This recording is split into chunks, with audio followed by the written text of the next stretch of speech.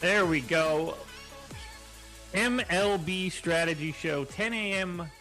Thursday, September 17th. A 6-game slate ahead of us. I am Josh Engleman. I am joined by Adam Scherer. We are brought to you by Yahoo Sports, who we will touch on in a little bit. But first and foremost, Adam, how's it going? How's that golf sweat going? Good. I love this time of year. I was up till like 4 a.m. doing best ball drafts and building golf lineups, and then woke up to a bunch of money in golf. So I know that the rest of my weekend will only be downhill from here. Oh, God. I can't hear you. Hold on. All right, now I can hear you again. Yeah, AirPods cut out. I woke up to a bunch of money in golf, and then it was just nothing. yeah. But I assume that there wasn't anything all that great coming after that, too. Nope, there wasn't. Perfect. I got making golf lineups and like even just watching a major, so much fun. I'm happy that I have a lot of Patrick Reed. Got a hole in one about 15 minutes ago. Fun stuff. Yeah, I hadn't looked at his ownership. I was like, oh, I have like 30. I was like, that was not good. Yeah, I have like 60%. So it's a great hole in one as far as I'm concerned. But this is not a golf show. This is a baseball show. We've got 6 games to break down. Got some free content going on today at Awesemo.com. I want to hit on that out of the gate. NFL showdown projections. So Bengals Browns tonight. Alex's showdown projections will be free. NBA ownership showdown as well. Just tons of showdown stuff going on. But for tonight's NBA game, those ownership projections will be free. And since this is the MLB show, the most important piece of all of this, the MLB top pitchers tool free today. One of my favorite tools. The top stacks and top pitchers really make it easier to try and build out an individual lineup. So go check all of that content out at Awesemo.com. I am currently pulling up our ownership projections for this slate. Once I drop those in, we can get started. I thought it was 7 games for a second, but I guess there's just like a random game that isn't included. I'm not sure. I don't know. I'm not sure. I know there are double headers today. Maybe that's what's throwing on. Maybe. Well, let's kick this one off. Are you ready? Yep. All righty. Yankees and Blue Jays. 5.6 run implied total for the Yanks. 4 for the Blue Jays. 65% chance to win for New York. Masahiro Tanaka going up against Chase Anderson. Tanaka, 7% owned on FanDuel, 17% owned on DraftKings. Let's just start there. How do you feel about Tanaka in this spot? Always kind of feels like a boomer bust pitcher, and at his price point, I think that's pretty appealing on DraftKings at 7,800. The strikeout stuff is good. He struck out about 23% of hitters this year. Obviously, he has a history in the past of being an above average strikeout guy as well. You're expecting him to throw 90, 95 pitches here, probably give you 5 or 6 innings. Toronto's lineup does have some power, which I think is a concern. Tanaka's allowed 1.5, just about 1.5 home runs per 9 this year. But with the salary where it is, I think that, he carries some appeal. I would say that, you said he's around 17% on DraftKings. That seems very reasonable to me. Yeah, I'm in the same page there. Both he, Dakota Hudson, and Seth Lugo, all in this like 7s to 8 range, all getting similar amounts of ownership. I do prefer Tanaka most of those 3, but I do see why those guys are getting love. Any Chase Anderson interest at 7,500? No, this spot absolutely terrifies me for Chase Anderson.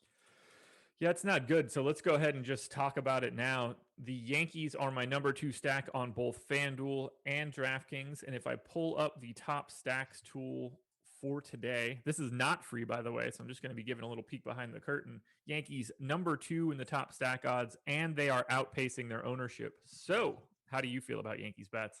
Really good. You look at Chase Anderson, and we talk about reverse splits not being something that typically lasts. But one, I think, exception to that, or spot where you can at least think that there's a little bit more validity, is when you have a pitcher like Anderson who his best pitch doesn't play as well to same-handed hitters. And that's the case with Anderson. You've seen throughout his career that he gives up a lot of power to right-handed hitters. He kind of had made strides in recent seasons of doing a better job of at least limiting righties a little bit. But if you go back to the start of last season, 233 expected ISO to righties, 196 so far this year compared to a 138 actual ISO. So he's been running pretty good in that department so far. And then you get this Yankees lineup that just has, a ton of right-handed power. Basically, the entire lineup is nothing but right-handed power except for like Aaron Hicks. So, and that's because he's left-handed, not because he doesn't have power. So there's really no reason for me not to like the Yankees here. Yeah, they look fantastic. We have a Coors slate, so things are a little wonky there. The Dodgers have the highest top stack odds. They are more than double the Yankees right now. Ownership is also there. I think the Yankees, relative to their ownership, are probably the best stack of the day. The way everything looks right now, I can guarantee that, or not guarantee because I haven't made lineups. There's like a 99% chance if I crunched lineups right now and went through my entire process, like all of my top lineups would just be variations of Yankee stacks. I could not agree more. Stanton right now at 4,300 on DraftKings just stands out to me as the clear top option. I will throw the Blue Jays in there too, because right now we have them with like less than 1% aggregate ownership. Yeah, I'd like to get there as well. Middle of the pack in terms of top stack odds for today. I actually have them third. They are unowned on DraftKings. Bo Bichette at 2% is the only number that isn't a 1 for the Jays. It's not a great run total, but I have no problem going up against Tanaka at no ownership. I love getting all of the hitting in this game. Yeah, I'm there with you. Obviously, I already said that I am interested in rostering Tanaka at that price point, but the other half of him being a boomer bust pitcher that strikes guys out and gives up home runs is the home runs. And when you talk about A, the team he's facing does have power, and B, Tanaka's getting ownership and the team he's facing isn't. That is a spot that you pretty much like live for in tournaments. You're getting a relatively low probability spot, but not it's an ace. You're not taking guys against Shane Bieber just because he's popular or whatever. But a pitcher that gives up home runs is getting ownership, and the guys that would be hitting the home runs are not. That's a spot that can push you to the top of the tournament really quickly. Yeah, if they're getting no ownership, just by default, I think this is the easiest spot to get to. That's a little different. Love getting to the Blue Jays in non-Tanaka lineups. Love getting to all the hitting here. Who's your favorite Blue Jays bet? Probably Guerrero when you factor in the price. It's you and I have talked about it before. Like every hitter on the Blue Jays is the same. Yep. Yeah. I like Shaw right now, just first and third eligibility. If he's hitting third, I think that's probably my favorite spot. But we're talking about just a sea of dudes in the mid fours. Yeah, I mean, for whatever it's worth this year, obviously very limited sample. You're talking about like 600 pitches total. Tanaka's allowed a 262 ISO to lefties, only 144 to righties, or expected ISO. If you go back to last year, 202 to lefties, 161 to righties. So I guess you would want to give some preference to lefties if you're looking for a tiebreaker. So that would bump Shaw and Biggio. Did you have a favorite Yankees bet? All of them. $4,300 Stanton. I don't think Anderson has the ability. Like Anderson doesn't have the breaking stuff to strike Stanton out unless Stanton is just being really bad. But normally Stanton really struggles with those wipeout sliders that Chase Anderson doesn't have. So I think a $4,300 price tag on Stanton looks really good. Anything else in this game? All the bats and then mix in some Tanaka. There we go. Philadelphia Phillies, New York Mets, 3.9 run implied total for the Phillies, 3.6 for the Mets. It's Aaron Nola going up against Seth Lugo. But before we do that, did you have DeGrom yesterday? Yep. 4 out of 4 lineups. The day before that, I somehow had 4 out of 4 Jake Junis. So I'm on a nice streak of 8 consecutive lineups with negative points.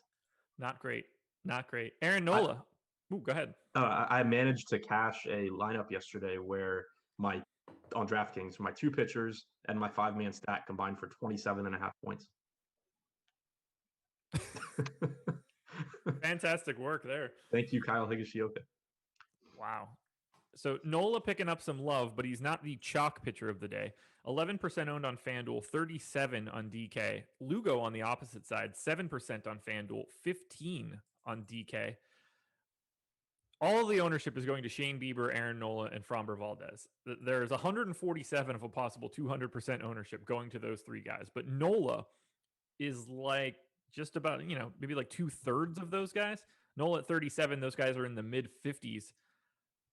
I'm going to assume you would rather get to more Nola given that ownership. How do you feel about them? No. I think I'll just be getting as much Bieber as I can.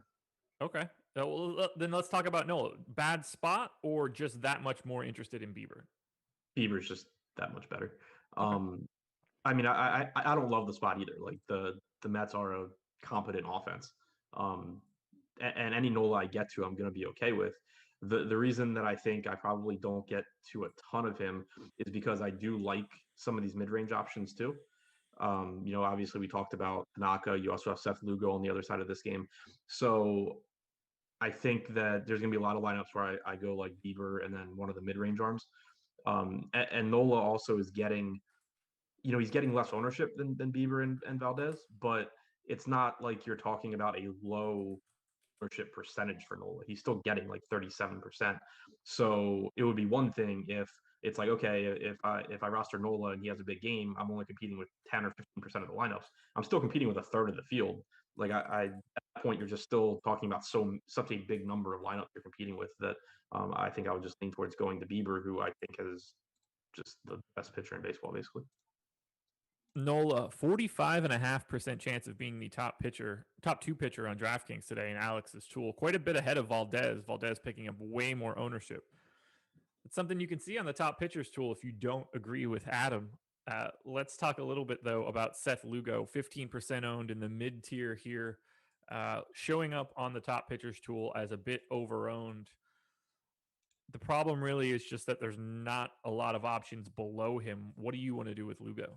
I'm actually interested in him here for a couple of reasons. For one, he's been outstanding this year. He's struck out 29% of lefties, 36% of righties. He's more stretched out now, coming off of a 5 1/3 inning appearance against Toronto where he threw 91 pitches. That was his season high. You see him go from 60 to 81 to 91 pitches his last 3 times out. But also this Philadelphia line, still not a bad lineup, but it is a little watered down. You don't have Real Muto, you don't have Rhys Hoskins. So they can still do damage, especially in this park, but it's not the same lineup that it was. Only a 4 implied run total here.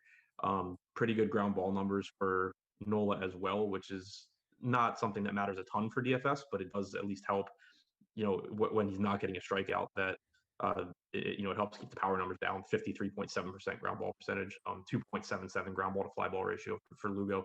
Especially when you talk about cheaper pitchers, that is something that I at least look at, because with those guys you can get by a little bit more on them just not giving up runs, and you combine the high count percentage with the fact that he's doing a good job of keeping the ball on the ground. I think he looks pretty good here. I have no issue getting to him. I just don't know if I would be getting that sort of volume. Although I guess 15% isn't really something that I'm worried about. Probably about right. I just know that it falls off a cliff after Lugo, or at least it does for me. So he is definitely the floor of my pitching. Let's talk hitting here. I have the Phillies ranked 9th. I have the Mets ranked 8th. They are in a similar spot for Alex right now. Mets picking up no ownership. Phillies actually projecting twice as owned as they should be, although that's mostly just Alex Bohm and Scott Kingery. So are you going to be getting to hitting in this game? Probably not. If I did, at least right now, I would say it's the Mets, because you do have so much power on the Mets in this park. Nimmo, Conforto, in particular, but you have Alonso, who's struggled this year, but does still have a lot of power. I think that maybe I could see going to the Mets as like a mini stack or a one-off, kind of like you're getting 1 or 2 bats leverage against a popular Nola. Just hoping that Nimmo or Conforto hit a home run. I don't really want the full stack here though. Okay. Yeah, Conforto grading out as my best Mets bat. McCutchen grading out as my best Phillies bat just because of the leadoff spot. This is just not a fun offensive environment. This Phillies lineup is bad, but like just really, really not good. 93 weighted runs created plus in the aggregate based on Steamer. This is a place where offense goes to die as far as I'm concerned. Yeah, and you mentioned the ownership on Alec Bohm. I think that is appropriate. It's just one of the spots where he's mispriced. We've seen a lot of that recently, which has been fun for building lineups. If you want your lineups to look good, it's been annoying from a playing DFS and ownership perspective. But it's a 3-hitter. It's one of the top hitting prospects for Philly. You can think that he's not a great hitter at this point in his career, and it's a tough matchup against Lugo, but he just should not be $2,800 batting third. Is there anything else that we should talk about for this game? I just don't, other than Nola being like a good pitcher, this is just kind of ugly. Yeah, I don't think there's a lot else. I do want to, I guess, I feel like because when I was talking about Nola, I was just purely comparing him to Bieber. I think Nola's really good. And if you get to Nola, like, you shouldn't be upset about that at all. Like, he comes in with like a 35% strikeout percentage, 52% ground ball percentage. Like, I'm not trying to shortchange Nola. It's Right. just, yeah. I don't know if that came across like as I didn't like Nola. I think Nola's really good. I just prefer Bieber. So, in summary, Adam hates Aaron Nola. You should fade him based on that information. I think I'm getting all of that correct. I don't think you understand how my pitching takes have gone recently. Based on that information, you should be getting all of Aaron Nola. All right, let's move it on here. Pirates and Cardinals. Pirates 3.8 run implied total. Cardinals 4.7. Steven Brault going up against Dakota Hudson. Brault very minimal ownership at 5,900 on DK. Dakota Hudson 8,200, 11% owned. Are you trying to roster any Dakota Hudson today? He strikes me as the kind of guy where if I'm playing 150 lineups, I'd probably be getting like around the field or a little bit over. But in like my 3-max stuff, I doubt that I'll get there because I don't think he has the strikeout stuff that Tanaka does for a little bit less, or that Lugo does for even less than Tanaka. He's still going to project well because the Pirates are absolute garbage, and it's a decent pitcher in Hudson facing a really bad lineup at an affordable salary. So he's going to project relatively well. It's just that, like, in my top lineups, unless there ends up being a bigger ownership gap than there is right now between Lugo and Hudson, and or between Tanaka and Hudson, there's nothing that's really going to push Hudson ahead of those guys, considering he's more expensive for me. Yeah, I don't get the sense that I want much of anything in this spot. If I take a look at the top pitchers tool, however, Dakota Hudson, 19.2% chance of being a top 2 pitcher, only 10% of the ownership. So Alex showing him as a slightly under-owned pitcher at 8,200. The question then becomes, is it better to go to Hudson over Tanaka, or is the ownership difference just not enough? To me right now, it's not enough. Yeah. I think, maybe you see that change throughout the day, but also people have figured out that you just take pitchers against the Pirates and then, you count your money at the end of the day. So I don't know that the ownership gap really grows that wide. Pittsburgh's second worst top stack odds. I have them dead last today, full on 12th. Cardinals, I have 7th. They are actually 4th for Alex, but showing up as the most over-owned stack of the day. Edman, DeYoung, Goldschmidt, Molina, O'Neill, Bader, all in double digits. What do you want to do with the Cardinals bats, given they're so chalky? I hate the Cardinals. Like, they're always so cheap, and so, like, they're a team that I would like to get to at low ownership, but they're just not good enough that I like rostering them at high ownership. Obviously, like, DeYoung and Goldschmidt are good, but this lineup gets bad real quick, and there's power in it. It's just power from guys that aren't very good hitters, and rostering guys like that at high ownership is always concerning. I think that Tyler O'Neill probably batting 8th is someone you could look to with a lot of power that maybe doesn't get quite as much ownership because he's sitting toward the bottom of the order. Goldschmidt and DeYoung both will look really good. Steven Brault has actually held righties this year to a 132 expected ISO, which is kind of surprising. Yeah, going back to last year. Yeah, going back to last year, it's 165. He's not a terrible pitcher. He doesn't strike guys out. He doesn't strike righties out is the problem.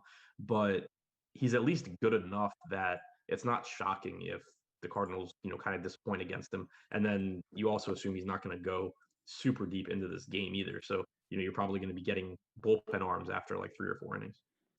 Yeah, I'm just not all that interested in St. Louis. Like, I understand why it's happening. Right. But they just, it feels to me like, at least on DraftKings, they're like always in this spot where it's just like, I don't know what it is about their pricing, but whenever the Cardinals are in a spot that you look and say like, oh, that's a decent spot, they're just always super popular because their pricing is so cheap. Yeah, I just don't want to be there with everybody else. Especially if they're, we're projecting 10% top stack odds, 17% aggregate ownership. And that's definitely stack ownership too. I mean, we're talking about 6 guys and pretty sizable ownership. Now, they are the second highest top value odds. I think I'll just find my value elsewhere. And it's not the thing too is you have to think about it in terms of the slate construction, roster construction. Yeah, there's pitching to pay up for with Bieber and with Nola, and at a lower price with Valdez. But it's not like they're exorbitantly priced. Bieber's the most expensive at 10.9. So if you're just going with one of those guys, you can still do pretty much whatever you want with bats. And there's a solid mid range with Tanaka, Hudson, and Lugo. So it's not like this is one of those slates where you have like 11-5 Bieber, 11-2 Cole, and then a bunch of minor league pitchers going. You can get plenty of upside from mid range pitching and find money for bats. If the ownership holds how it is, I'll just go to other teams. Favorite bat in this game? DeYoung batting second, probably at 3,900. I would agree. Anything else for this game? I don't think so. Perfect opportunity for you guys. Hit that thumbs up while you're here breaking down this lovely 6-gamer. And you should go check out Yahoo as a daily fantasy provider. You're going to just find a more welcoming experience to someone that's relatively new to the industry. This would be a great spot for you guys to try to build a bankroll. You'll see smaller contests. You're going to see lower management fee contests, sometimes no management fee contests. You're never going to find a better deal than a no management fee contest unless there's just an overwhelming amount of overlay somewhere. The best contest that you can find each day in this industry is going to be at Yahoo. You could use the promo code Awesemo to get up to $30 in Yahoo Sports rewards points. They have all the normal stuff too, CSV edits and CSV uploads, so you don't have to worry about changing anything up too much for yourself. But a lot of contests are going to be 10 max contests. You don't have to worry about making 150 lineups and diving in with the Sharks. So go check it out. Make better choices. Choose Yahoo Daily Fantasy. And now it's time for us to head into the final 3 games of this slate. Tigers and Indians. Tigers 2.8 run implied total. Indians 4.7. It's Casey Mize against Shane Bieber. Bieber 23% owned on FanDuel, 57% owned on DraftKings, and no part of that whatsoever seems outlandish. Shane Bieber, quite clearly the best pitching option on the slate. I don't have much else to add. You should just be playing him. I don't think his ownership matters. I agree completely. I mentioned when we talked about Nola, if it gets to where, it's like 70% Bieber, 15% Nola or something, then sure, start to look to Nola. But Nola comes in with the second highest strikeout percentage on the slate at 35.5%, which obviously is great. Bieber's like 6 points higher than that, 41.3% strikeout percentage for Bieber this year, 6.5% walk percentage, 34.8 K minus BB percentage, 1.93 xFIP, allowing less than 1 home run per 9 innings. The guy is just amazing. And now you're facing a Tigers team that has ruined basically every pitcher I've played against them this year, but should not be very good. 2.8 implied run total. I have nothing negative at all to say about Shane Bieber. Nope. 52.5% chance of being a top 2 pitcher. Ownership is right there. Everything makes perfect sense to me in that regard. Detroit, dead last in the top stack odds from Alex. I have nothing else to add. Just play Shane Bieber. I have no interest in playing Casey Mize. Indians bats, though, middle of the pack in terms of top stack odds. Pretty similar ownership share. I have them 4th. You're kind of paying up a little bit, at least for Lindor and Ramirez. What do you want to do with Cleveland? Does this look like a spot you want to get to? I'm kind of interested. It's not a spot that jumps off the page to me. My initial take on it basically is reflected in Alex's numbers, where you look at it and you're just like, oh yeah, this is a spot where the Indians could do well, but it's not like the best spot on the slate. I prefer the Yankees. Obviously, we haven't gotten the Coors yet or the Dodgers yet. And there's some ownership there. It's Casey Mize is one of the top pitching prospects in baseball. He's not a great strikeout pitcher, at least at this point. He has had some issue with left-handed power, power in general, 228 expected ISO to both sides of the plate so far, 205 actual ISO to lefties. Like, you can see how the Indians would do well, but they also don't look like the best stack for me. So it's a team where I think I'll end up being my exposure to them will end up being very dependent on how the final ownership projections look, because I don't feel like it's a spot where I'm inclined to take a stand really one way or the other. They feel like they're going to be a lot of filler and not a lot of 5-mans. Yeah. Yeah, just like getting to Ramirez one-offs or Lindor one-offs. Yeah. I don't see them as easily stackable. I mean, the positions breakdown, great. Short, second, third, first, 1, 2, 3, 4 makes it really easy to stack a team. But if you start getting into Lindor and Ramirez and some of that expensive pitching, like, you run out of money pretty quickly. I think the Indians are just going to be tough to get to, although I wouldn't mind having them. Again, they rank 4th for me in my top stacks. I'm not even going to ask if there's a Tigers bat you want. There's not. Anything else you want to touch on from the Indians? Nope. Astros and Rangers, 5.7 run implied total for the Stros, 3.7 for the Rangers, 69% chance to win for Houston. Framber Valdez going for the Astros, Jordan Lyles going for the Rangers, no ownership going to Lyles, all of the ownership going to Valdez, however, 39% owned on FanDuel at 9,100, 53% owned on DraftKings at 9,200. I think it's a little aggressive. I prefer Nola, but I mean, I understand why it's happening. The Rangers aggregate weighted runs created plus for this game, 69. That's about as bad as it gets. We're talking about a full replacement level offense. Jeff Mathis now a 34 projected weighted runs created plus from Steamer. Congratulations to that one, sir. That is pretty bad. Let's talk Valdez. What do you want to do with him? I'm really interested to see how how roster construction works out, because I like Valdez here. Obviously, the Rangers suck. Valdez is good. All that is true. The thing that interests me is that if I have the money, I would rather get to Nola than Valdez. Like, I think Nola's better than Valdez is for 900 more on DraftKings. That may not be the case, but there's also as far as being able to get to him without being able to get to Nola without sacrificing a lot. But then you have that mid range where you have Tanaka, you have Lugo, you have Hudson for less, so I can get an extra bat. So I think that when you factor in the ownership and the kind of the range of outcomes, I prefer either of those builds to getting to Valdez. But it's also possible that once I build lineups, it basically comes out that I can get whatever stack I want, or I can get to a lot of stacks. I can get good one-offs, and then I just have the money for Valdez. In which case, I'm going to just play Valdez. So I'm interested kind of to see if the ownership being as high as it is just a result of being at kind of a island price point.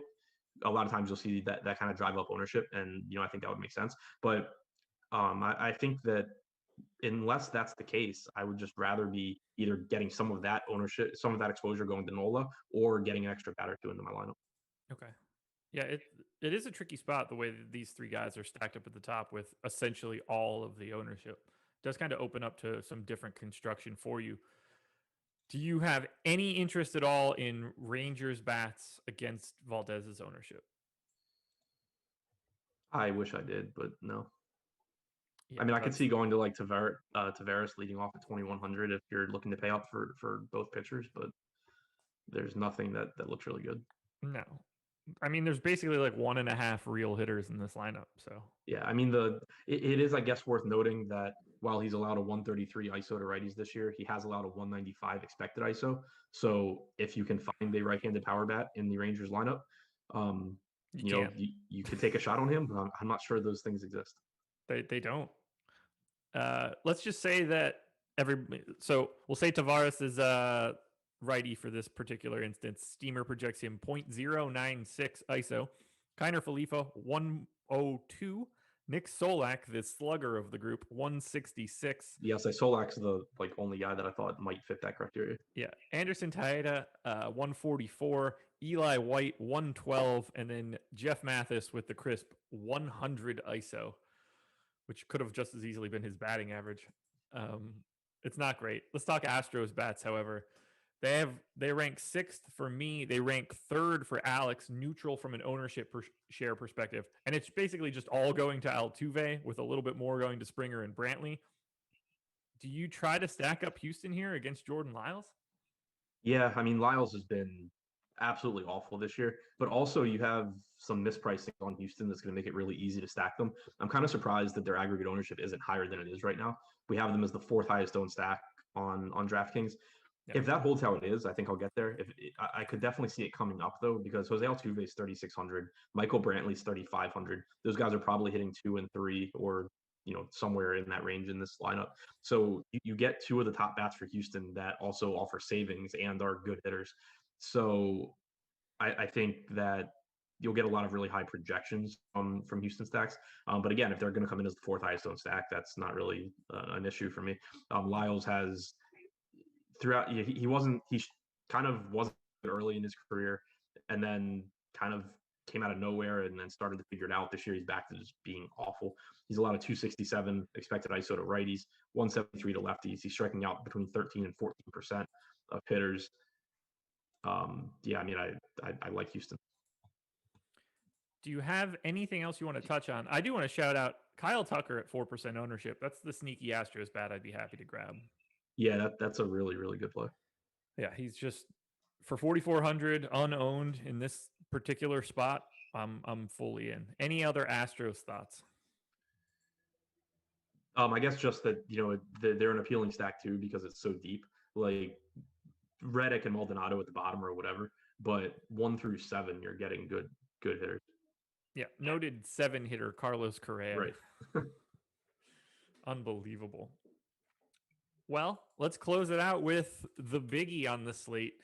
Coors time, Rockies and Dodgers. Rockies 5.1 implied total, 6.4 for the Dodgers. It's Kyle Freeland against Julio Urias. No ownership going to either pitcher. Does that work for you? Do you want to get either one of these guys pitching in Coors? I don't think it's necessary.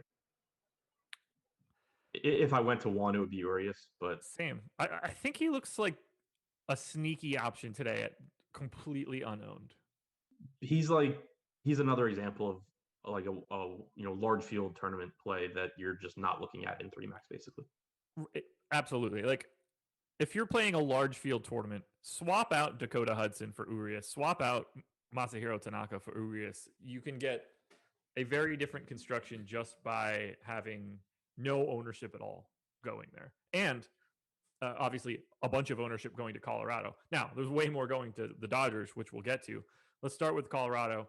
I have them as my number 5 stack. In Alex's top stack odds, they are 5th as well, coming in quite a bit over-owned. Do you want any Rockies? I mean, I'm not going to be upset if I get to them in Coors, but based on their ownership and everything right now, I don't think it looks that great. You also have to keep in mind that, even though we're 2 months into the season, we're into cooler weather now. So typically you see Coors start out the season slow and then pick up over the summer months. We're already back to the fall now. It's like 70 something, maybe 80 degrees there. So the ball's not going to fly quite as much. Urias is a good pitcher.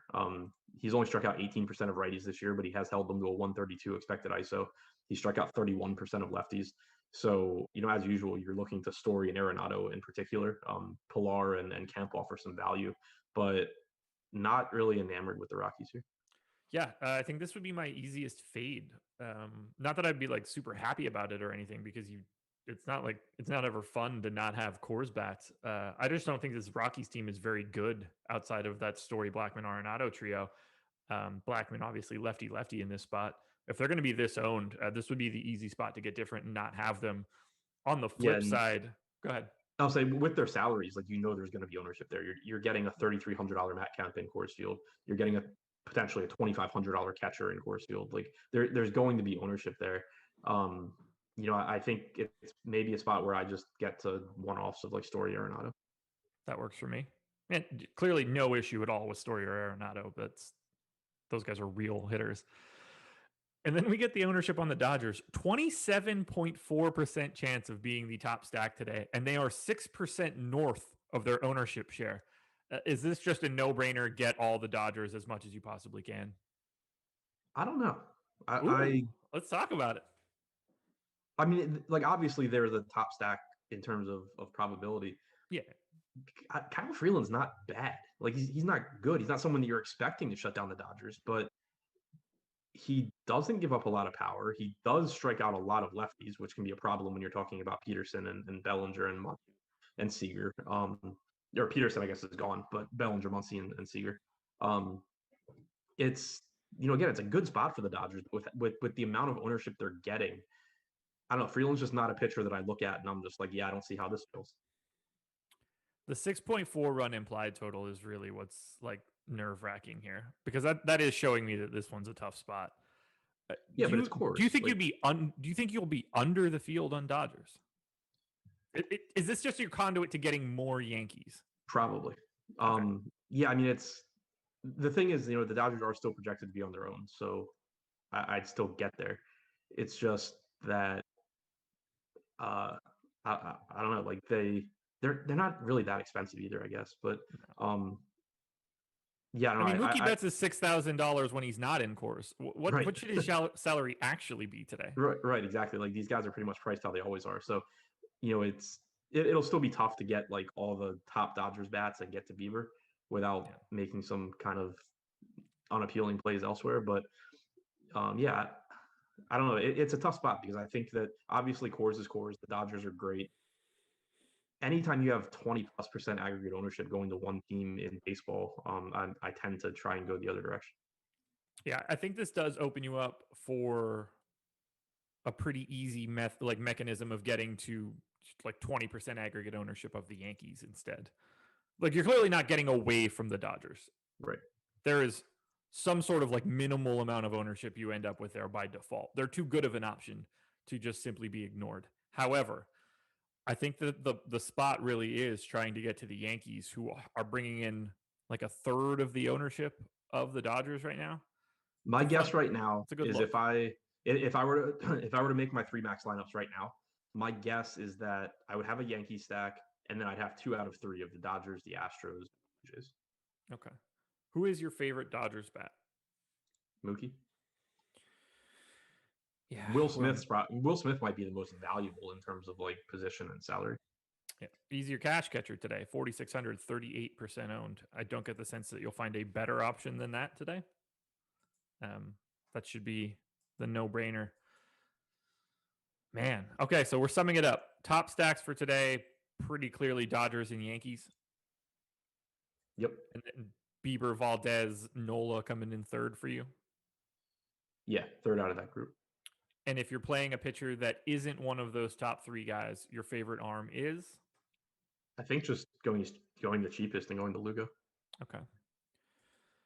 I don't have much else. It's a 6-game slate, pretty easy to get through today. Yeah, it definitely seems like a slate where I'm going to be looking to get contrarian with bats relative to pitching.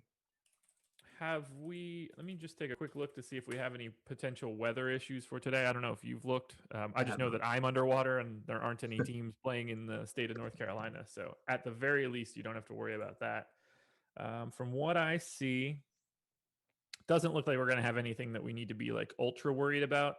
Pay attention to Mets, Phillies, but that's it. It shouldn't matter. Doesn't appear that we're going to have any real weather issues as of right now. Adam, anything else you want to touch on? No, I think it for a 6-gamer, it looks like a pretty fun slate. You can be pretty creative in tournaments, I think. Yeah, I really like the idea of getting to a little bit more Nola, but anytime that I've ever been on Nola, he has not been great. So I'm not entirely sure how excited I am to go down that road. I do like the point, just to go back to the point you made in large field tournaments about Urias. Low probability play, but very easily can beat, Dakota Hudson and then Tanaka. I like that shout out. Tons of content coming up now for the rest of Awesemo.com. In 18 minutes, Laffy and Matt Savoca are going to be talking a little NFL strategy. At noon, we'll have Matt and Kyle breaking down the FanDuel NFL strategy show. Emac and Jake will be doing MLB Live Before Lock tonight at about 5:30, going for about 45 minutes. And then myself and Rinpack will be on from 6:15 to 7, doing an NBA show up until lock. And then Showdown Live Before Lock. Alex and Kyle, 7:30 tonight. That will be Bengals and Browns. And if you want to, check out the Showdown video that I dropped earlier today, giving you the top plays out of my sim for tonight's Showdown slate. Adam, anything else for you today? Nope, that's it. 109 people in here. Hit that thumbs up if you can. That's about it for us. Thank you for joining us. Shout out to Yahoo Sports for being the presenting sponsor of this show. Best of luck on this lovely 6-game baseball slate. We will talk to you again later on. Jordan Klein, play that music.